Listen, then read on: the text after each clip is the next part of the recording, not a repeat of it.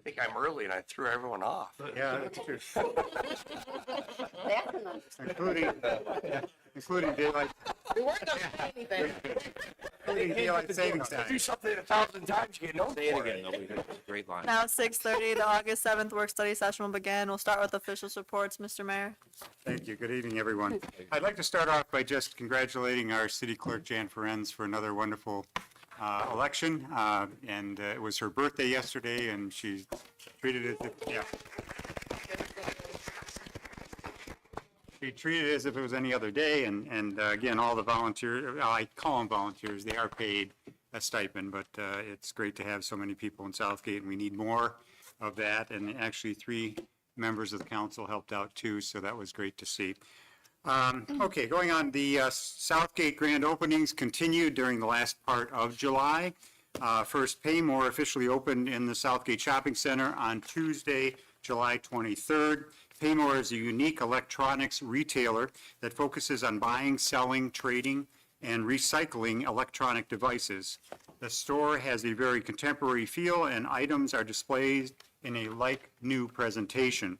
Owner Bobby Reedy takes pride in providing top dollar for used electronics and is truly dedicated to data security and the proper disposal of electronic items so that those items do not end up in our landfills.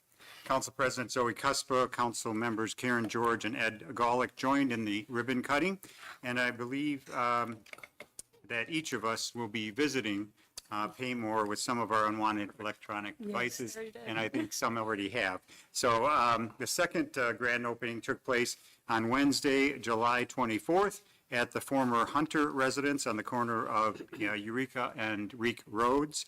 The business that now occupies that building is Kids Cottage Daycare. It is a welcoming, home-like setting for the young learners. Owner Shelley Soot comes from an educational background and has dreamt of opening a daycare for many years. Once they happened upon this site, they were sold on the historic structure and the large attached yard. Joining me in welcoming the new business to Southgate were Council President Zoe Cuspa, Council members Greg Kowalski and Ed Golick. Karen, were you there? Yes, you were also there, and also City Administrator Dan Marsh. Congratulations on these new Southgate businesses. We wish you much success and thank you for investing in our great community. Last Thursday, August 1st, the Sri Chimnoy Oneness Home Peace Run once again visited Southgate. This international relay run began in 1987 and has run through our community on 4 occasions, 2010, 2012, 2016, and once again this year. This year, we met up with the runners at the Downriver YMCA. Children and staff of the Y's Summer Day Camp were able to meet and interact with this year's Peace Runners who were from numerous foreign countries such as Australia, Russia, Slovakia, Latvia, Croatia, New Zealand, Poland, Ukraine, and Macedonia. Each told a story about their respective countries and sang and danced with the children. There was also an opportunity for everyone to hold the Peace Run torch and run with the runners. Joining me and welcome these Peace Runners to our city were City Council Clerk Jan Ferenz, City Council President Zoe Cuspa, Council members Priscilla Ayers-Reese and Ed Golick, and our City Administrator Dan Marsh. It was a joyous morning at the YMCA, and everyone had a better understanding of what the goal of the Peace Run was, to promote peace and understanding, each in our own way. On Wednesday, July 23rd, Michigan Governor Gretchen Whitmer signed the 2024-25 fiscal budget into law. With that action, an issue that has plagued the Southampton subdivision for the past 5 years will finally get addressed. Since the resurfacing of the I-75 near Goddard occurred, residents of that subdivision have had to deal with an unacceptable increase in traffic noise. The MDOT project initially included a sound wall on the Allen Park side of the expressway, but not on the Southgate side. This issue was originally brought to the city's attention by a gentleman in this very room, Gary Martin. Gary, would you mind grabbing that tremendous check there? Through his extraordinary perseverance and commitment to our city, his neighborhood, and the Southampton sound wall will become a reality in 2025. All right, Gary.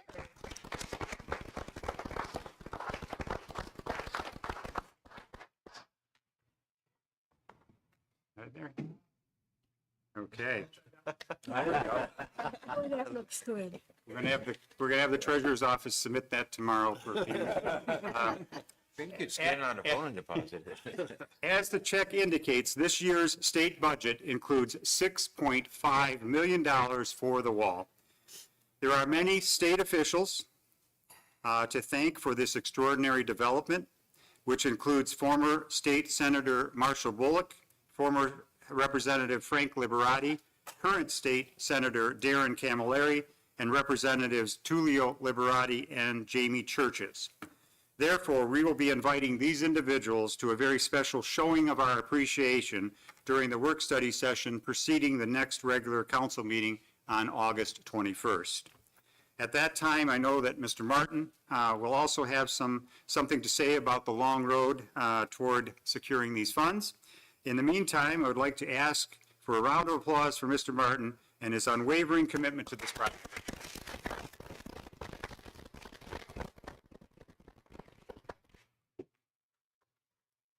Madam Chairman, that's what I have for you. Thank you. Madam Clerk, I have no report, thank you. Mr. Treasurer, Just that the summer taxes are due August 15th. That's it. Councilman Kowalski. Thank you, Madam Chair. The DDA is still continuing the markets in Market Center Park. The concert's on Tuesday evening. I could encourage you all to attend that. It's a good time. Maybe not last night with the rain, but how about the DDA is also underway in planning for the shop Southgate Small Business Saturday and working towards that same passport idea. So it was a success, and I would look forward to that progress. That's it. Thank you. Councilman Roush? No report. Councilman Graziani? No report. Okay, I have no report either.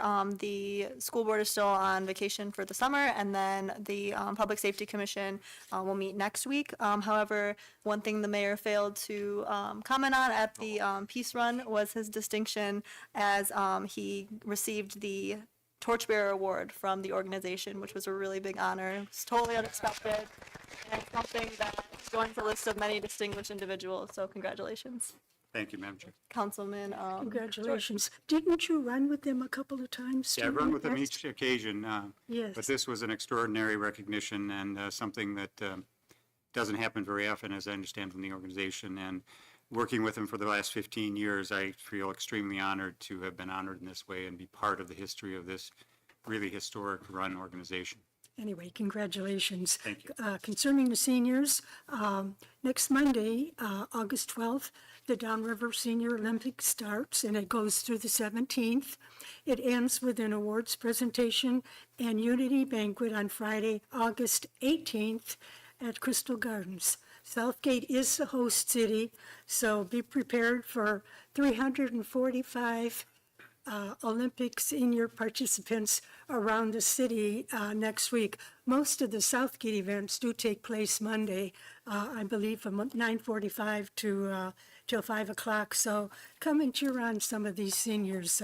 It's amazing what they can do, and we can be a good host city. The opening ceremonies begin Monday at 9 a.m. Again, there are 345 Downriver seniors registered, 34 of which are from Southgate, and there are 4 participants who are age 84. Wow. So truly Senior Olympics. Concerning the library, the summer reading program runs through August 17th, and then the adult book club meets August 17th at 7 p.m. And that's all I have, Madam Chair. Thank you. Councilwoman Ayers-Reese. Thanks, Madam Chair. No report. Councilman Golick. Madam Chair, the Parks and Recreation Commission did not meet in July, but we do meet next Wednesday. We do have applications received for the Hall of Fame honor, and they'll be discussed and decided and awarded. Also, to piggyback on Councilman George, the Senior Olympics There's actually a breakfast from 7 to 8:30 on Monday, and then opening ceremonies are at 9 a.m. And if you've gotten an email invitation, please respond to Julie, so she has a head count of who will be there. And then also talk about the Peace Run. Besides the fact that the mayor got this great award, he also takes the time whenever he can to issue a challenge coin to people that he thinks deserve them for what they do in their life and in their community. And all the runners that came from countries as far away from Poland, Australia, Canada, I think we had 15 different countries represented, were all awarded a coin. And they thought that was great because they had never received any recognition from cities and townships that they arrived at. So thanks a lot to the mayor for awarding that award. And that's all for this evening. Thank you. Mr. Marsh, please, for the agenda. Thank you, Madam President. The first item on the agenda is the request to waive the bid and purchase 3 F-150 trucks from Southgate Ford. Although the administration is requesting the bid be waived, Southgate Ford is matching the state low bid. Each truck is budgeted. 2 would be going to DPS and 1 going to the building department. Are there any questions from council? Okay. The next item is similar to a request to waive the bid and purchase an F-250 truck from Southgate Ford for use in DPS. Again, Southgate Ford is matching the state low bid. Any questions from council? Okay, seeing none. Next is a request for approval of an RFP for the sale of a parcel of land at 14282 Ford Line. This property was vacant and acquired through tax foreclosure, and the home on the property was subsequently demolished. The administration recommends the RFP in order to incentivize the redevelopment of an owner-occupied single-family home. Are there any questions from council? Okay, seeing none. The next item on the agenda is a request to set public hearings for the demolition of 2 fire-damaged structures. One is a garage at 12071 DeVoe. For those that try to visit it, I know at email, just making sure that it was correct. There is a garage. It's kind of deep set in on the property, and it's covered by some trees, so it's difficult to see from the road. But there is a fire-damaged garage on that property. The other one is the Alibi Bar, or the former Alibi Bar at 19364 Eureka. The administration requests the public hearing to take place at the next council meeting, taking place on August 21st. Are there any questions from council? Final item on tonight's agenda is regarding change order number 1 for the design and architecture services agreement with Constantine George Pappas. The design services were delayed by several months when the county was considering the requirements they wanted for the length of the bridge and also the height. We had it created a big delay in the design services for this project because depending on what they ultimately said, that would completely change the abutments, the ramping, the placement of some of the features in the park, and then of course the budget if you add height and length, and so that would then determine what can you build in the park with the money left over from the bridge. So with those delays, it was about 3 months of delays that we experienced. Ultimately, the county agreed and they said what was originally proposed, the height of the bridge and the length would be okay, but those setbacks were experienced, and now the design team is working overtime to get everything done to continue to meet the county's the schedule for the project. So we are recommending this change order in the amount of $19,980. This would be paid out of the ARPA funds. There's enough margin within the overall $5 million grant to cover this change order. Are there any questions from council? Okay, seeing none. If I may, Council President, I'd like to just address the priority waste. I know we kind of gave an update, and I'm sure the council members would appreciate it as well.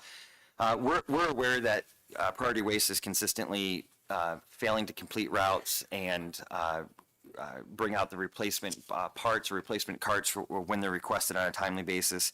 Last week, we did give notice to priority waste that we intend to use the remedies that are in the contract, and then on all the ones that are available to us. And then on Monday, our ordinance officer began surveying the city to find out where the violations and or how many, to get a summary of the contract violations that were out there. We did forward that information to Priority.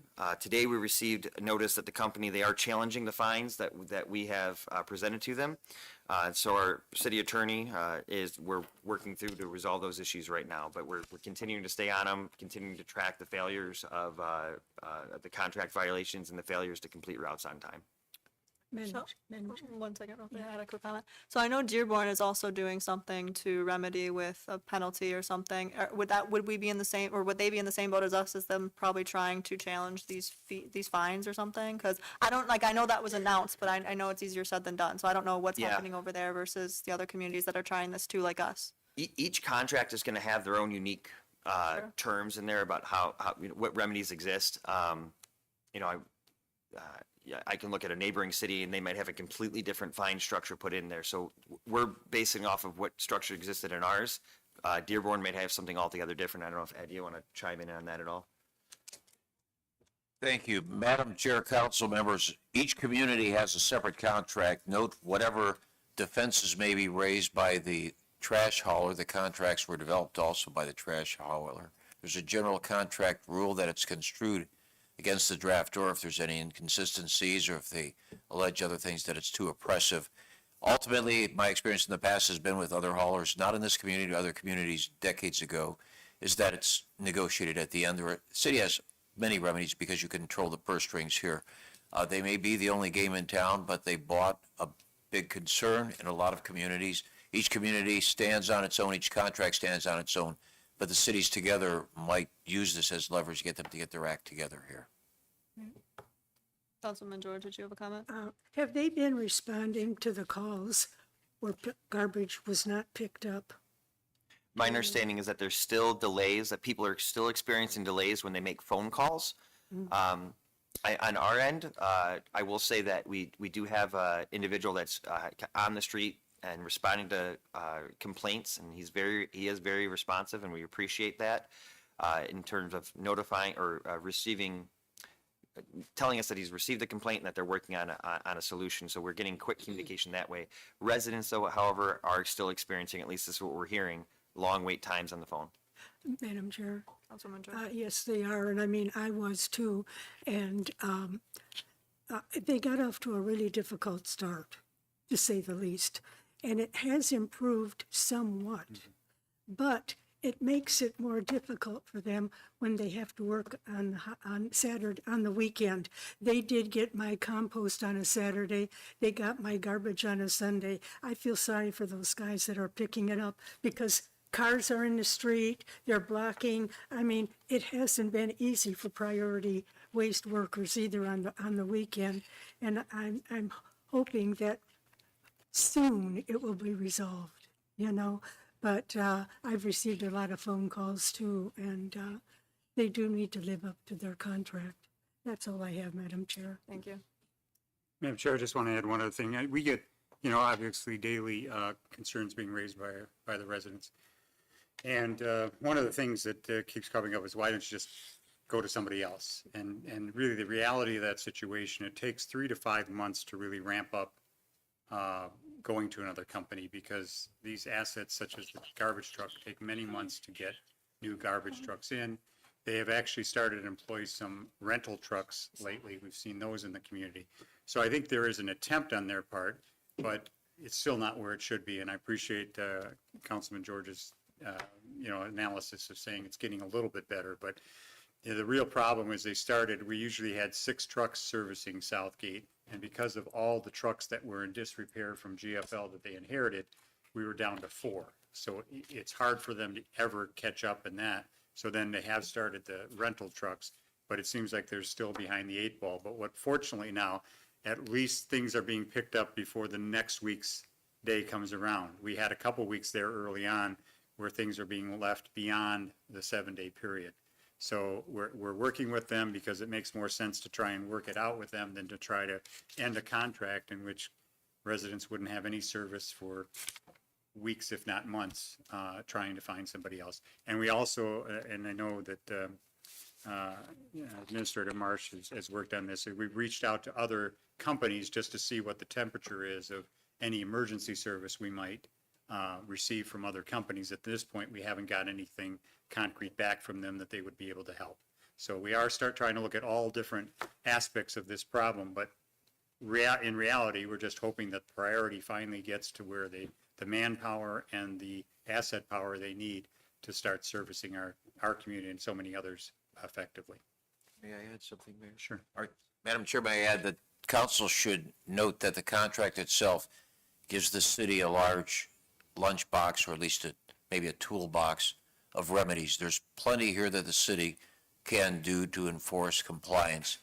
And in my tally of what's happened in the neighboring communities in southeast Michigan serviced by the successor company, it seems that the problems here are starting to abate, but it's almost like the Lazy Susan, because they were down, it's not 60 trucks, it's in the hundreds of trucks that they're down.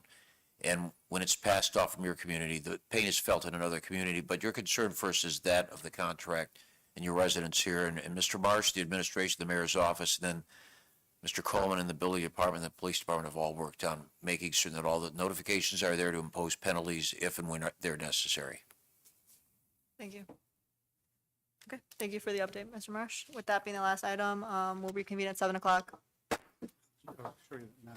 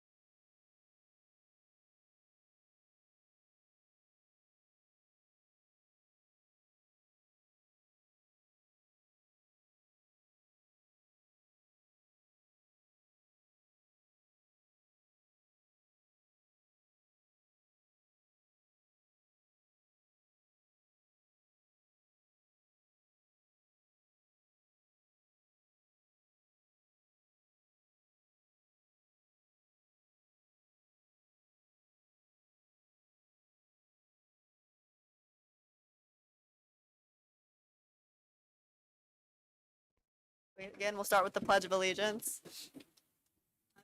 Allegiance to the flag of the United States of America and to the republic for which it stands, one nation, under God, indivisible, with liberty and justice for all.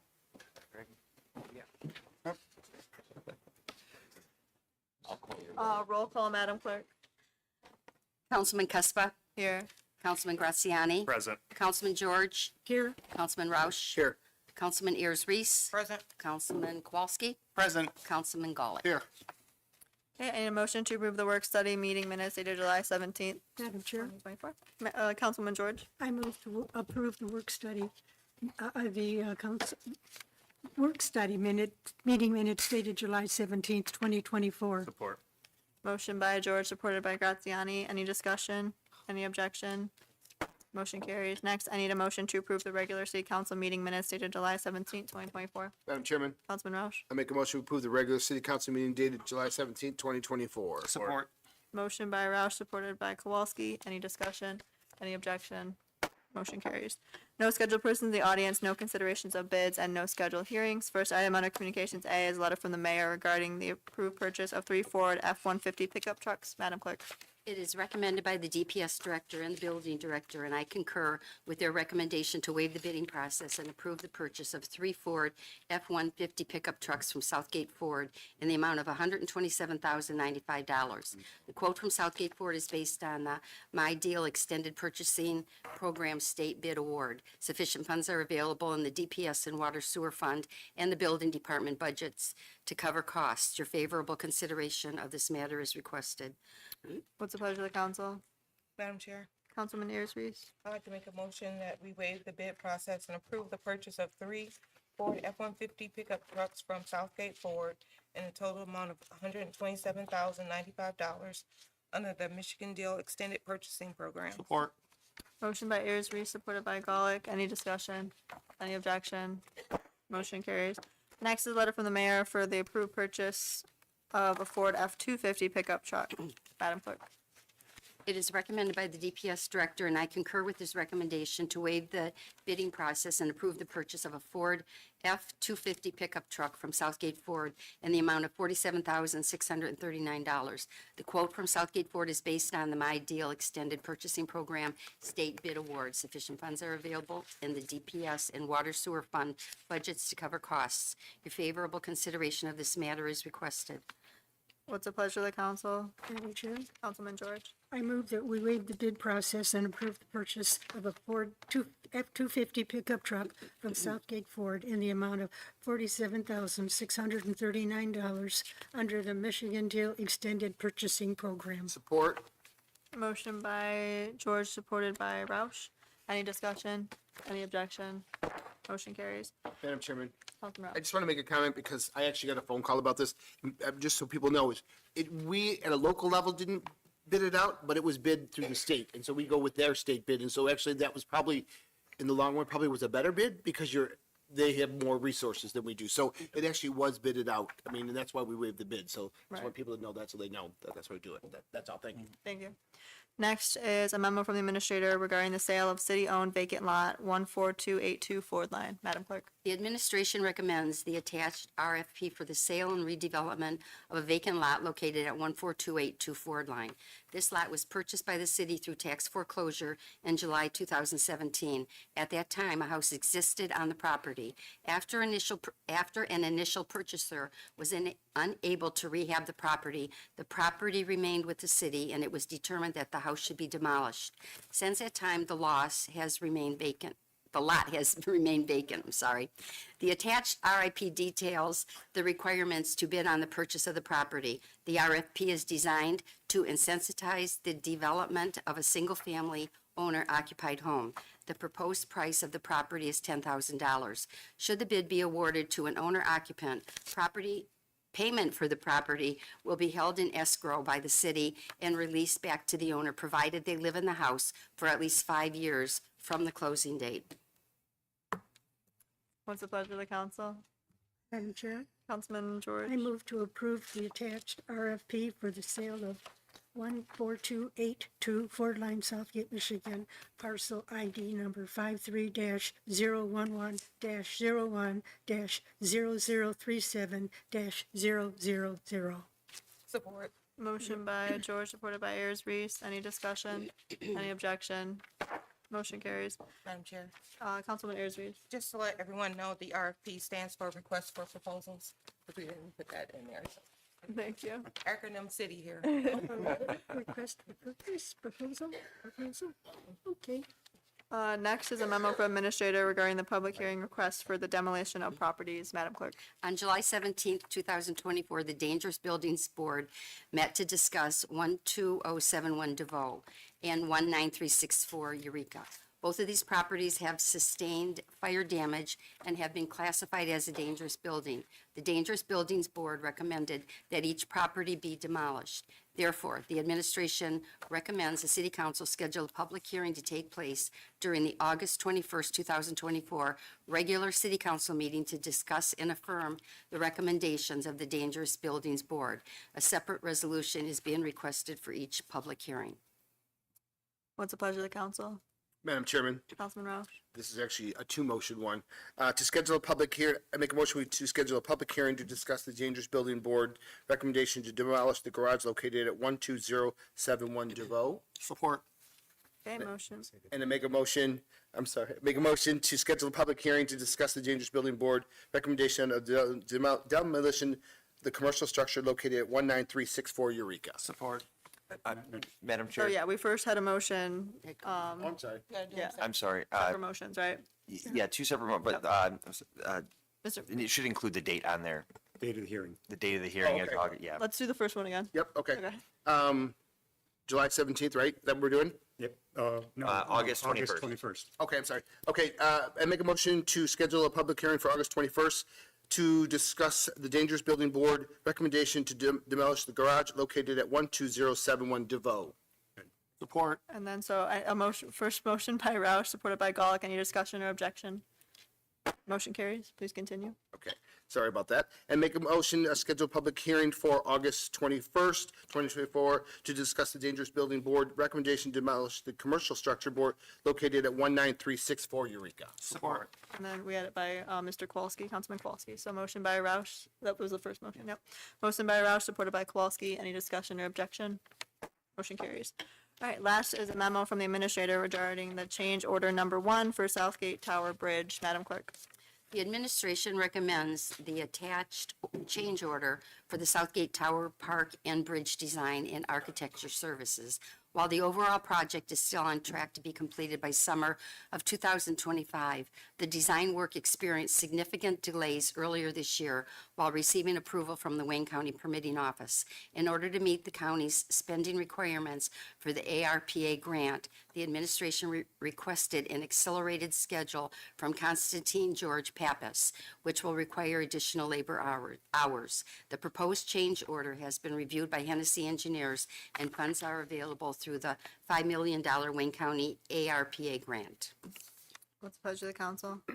Madam Chair, Councilman George. I move to approve change order number 001 in the amount of $19,980 to Constantine George Pappas, AIA, for architectural design and design services for the Southgate Tower Park and Bridge project. Support. Motion by George, supported by Ayers Reese. Any discussion? Any objection? Motion carries. There are no items under Communications B, and there's no ordinances. Is there any old business the council would like to discuss? Seeing none, is there any new business the council would like to discuss? Madam Chair. Councilman Kowalski. Madam Chair, I'd like to make this announcement. Mr. Mayor, Mr. Marsh, Madam Chair, and my fellow council members, and Mr. Treasurer and Madam Clerk, and all the directors present, as well as my fellow citizens in attendance. Tonight, I wish to inform you of my intention to resign as my position as city council member. 5 years ago, my wife and I purchased some property, and we made the plan together to build a home, and the home is nearly finished, and it will be before our next council meeting. So, as much as I would love to stay in the city and serve and run again, my family will be relocating on a new adventure in another town. So effective Thursday, August 8th, I'll be resigning my position, 2024. And I'll submit a letter to Oh, the clerk's office. we're gonna miss you. Thank you for your service, Councilman. It was Thank great you. to talk to you.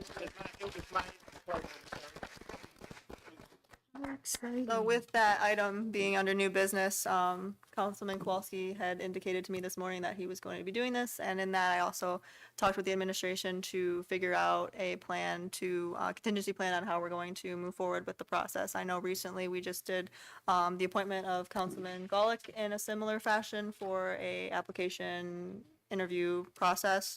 I think we should fill this seat within, with pretty, not quick, no, there's no huge rush in the process, but we already had a process standardized that we were all very happy with. So I think that would be the best bet to move forward, to maybe get a motion to post the position as the administration did. Did you want to make a comment, Mr. Marsh? Yes, if I may. Along with the motion to post, with that last process, we had a special meeting Right. where the qualified candidates could be Interviewed? So the notice to post, we'd also need a notice for the special hearing as well. Right, Or special so meeting. it would be a two-part motion for this process. Would be, the first one would be to post the position as we did prior, and then also to, I believe it would be it was 2 weeks last time, so it would be the week of the 26th would be the special, meeting. So if we posted it on Friday the 9th, they have until the 23rd to, get their applications in and any other supporting documents similarly to last time.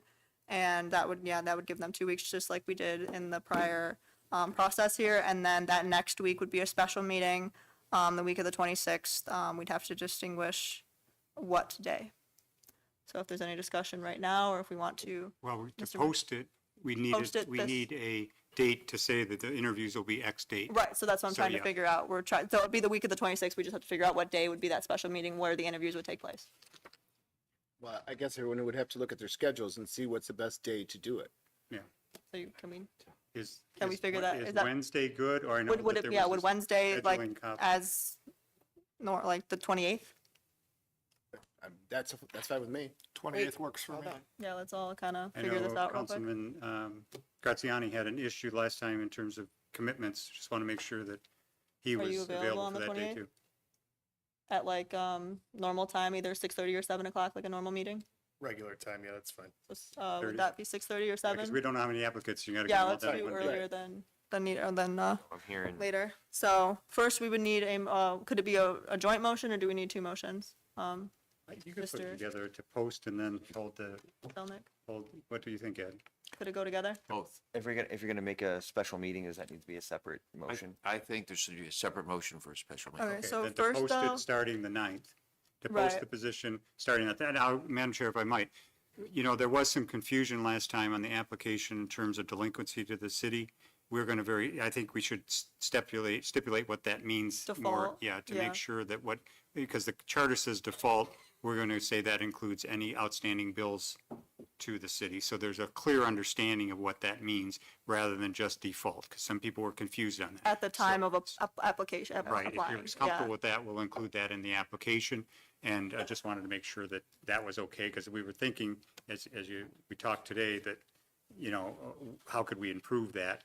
And then the second thing I do want to mention is we will supply the 5 questions for next council meeting. And if there's any amendments to those, or if we're happy with those, we'll go with them. But we have another meeting to actually decide those minutes, or those questions before the actual interview process. Right, but this way we can post this Friday and then get the ball rolling for further. So first, I would need the motion to advise the administration to post the job, the open position Madam Chairman? Including the increased language, or the more clarifying for default. meaning of default. Yeah. Okay. That in there? Well, yeah, just so that, because we're going to change it, and I don't want to change it without your concurrence. That's a lot. Okay, all right.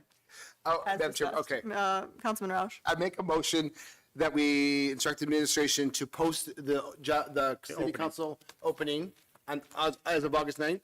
And have applications available August 9th, including And additional language, Include the additional language to clarify the default the requirement. default part of the application. Okay. And should they pick it up at the clerk's office? It would be the Yeah, same yeah, process. it'd be the same process. So I have a okay. Motion by Roush, supported by Ayers Reese. Any discussion or objection on the process and the posting? Okay, motion carries. Next, I would need the motion to schedule the, special meeting for the interviews on. Selection. And so, yeah, and selection. It was the same thing as last time. And selection on August 28th starting at 6:30. Madam Chairman, Councilman Roush. I make a motion that we schedule a special city council meeting to interview the candidates for the open city council seat as well as select the member of the city council Support. on August 28th At, at 6:30, sorry. all right, motion by Roush, supported by George. Any discussion? Any objection? Okay, motion carries. Any other new business the council would like to discuss? Seeing none, one unscheduled person in the audience, if you'd like to address, council, please come to the podium, state your name and address, and you have 3 minutes to address council. Seeing none, we'll move on to claims and, oh, okay. You'll have 3 minutes to address. Please state your name and address. Come to the podium. Right. There's a pen. There's a pen and paper for name and address.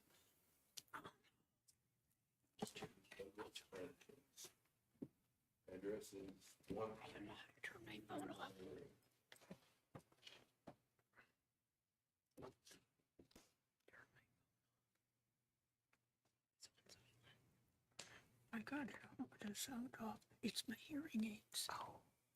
It's coming through my phone.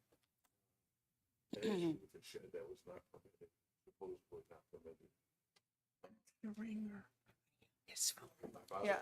Could you move the mic a little bit towards you a little? Thank you. My father passed away. The house was left to me and my brother. Decided the best thing to do with the house was to sell it. I went down to sign up for some home sale inspection that I've never really heard of. Paid me $200, then they wanted 70 for a shed permit. And I told them the shed was needed then. And then we went back and forth. Now my dad had lived in that house for a long time. Then I was told there was no pool permit. And I started asking about all the stuff that I know my dad had done. There was no sidewalk permit at the time. We're just missing all kinds of permits. And then I just paid him the $70 to come and inspect the shed. They come out, inspected the shed, said the shed was too big. It's 14 by 14. According to the city's legal standard, it's 12 by 12. That was passed in 2010. The shed is showing in 2009 on Google Earth standing, and it's the same shed. It's 14 by 14. So they want to give me options of cutting 2 feet off the shed in each direction, the width and the length. Apply for a variance, which is not guaranteed, $400. A friend of mine is a licensed builder, and he suggested just putting an addition in the garage, just joining 2 buildings together. And I have the pictures. It's not gonna look good. I really don't wanna do it, but that's gonna be my steps to alleviate this problem. I think, city council should look at this and say, you know, it was there until our law was passed in 2010. The shed passed everything except for the length and the width, 2 feet in each direction. And it's not like the shed's dilapidated. I just redid the shed, painted it, cleaned it up, replaced some rotted wood on it. And I've just been trying to jump through hoops with the city here, and it's not been a good time. I can see why he's leaving the city. You got trash problems, you got rat problems. Over at my dad's house, I put brand new mulch in. Come over the next day, there's rat tunnels. All right, well, thank you for your comment. The deputy clerk indicated your 3 minutes are up. Mr. Marsh, did you have any comments for this gentleman? No, I'll just say, I guess that, I did have a conversation with Mr. Atkins. He indicated that he's felt like he had to go through a bunch of hoops, and I just like to say that when the building department and the home sales are going through that process, they try to do it as objectively as possible. They look at the ordinance and just say, what do we see during the inspection? How does that compare to the ordinance? And they go from there. If a permit had been presented, there wouldn't be a need. It could be, it would be held to the standards of the time that the permit was issued. Unfortunately, we didn't have a permit for this shed. Where it can feel like hoops, I do know that Mr. Leach, the building director, and really everyone in the building department, wants to see things go forward as smoothly as possible, and will offer alternate solutions where they're available. But it's important to us that we remain consistent, and we where the ordinances that have been duly passed are there, that they follow them, and they don't take discretion to say, well, that's okay because because it already exists. Well, it's not really a back and forth. We can discuss further after Yeah, the and meeting. I'm but happy this to is- speak more afterwards Yeah, too. but with, it's not a back and forth. Your 3 minutes were up, but thank you for your comments. Is there any other persons in the audience that would like to address council? Seeing none, we'll move on to claims and accounts. Councilman Roush. Move to approve warrant 1502 in the amount of $4,612,587.90. Support. Motion by Roush, supported by George. Any discussion or objection? Motion carries. I'll entertain a motion to adjourn. Madam Chair, Councilwoman I George. move that we adjourn. Support. Motion by George, supported by Golick. Any discussion or objection?